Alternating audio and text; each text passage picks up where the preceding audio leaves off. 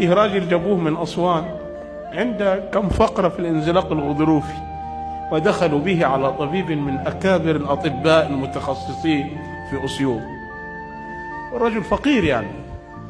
فدخل فقال له: أنت عندك انزلاق وعندك كم فقرة والأمر يكلفك على الأقل 40,000 جنيه. قال له: طب أنا رجل على الله، والله ما تقول له 40 جنيه يا أبوي، أجيب لك منين؟ ناس غلابة وفقراء.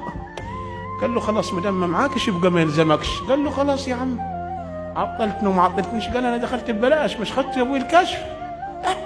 يتولى ربنا يا أخي. تعال يا واد. ما هو ما قدرش يمشي. شيلوني، روحوني، ده الموت أرحم من البشرية دي. أمال متعلمين كيف؟ انتوا بقيتوا أهل طمع وجشع. وهم مسكين على السلم، عيل من العيال رجل راحت مزحلقه، راح واقعين، ابوهم راح واقع على السلم، في الوقعه استقام العمود الفقري باذن الله. فمن الشافي؟ الله. ومن الكافي؟ ومن الرازق؟ الله. لا تدبر لك امرا فاولو التدبير هلكا، سلم لنا الامر تجدنا أولى بك منك.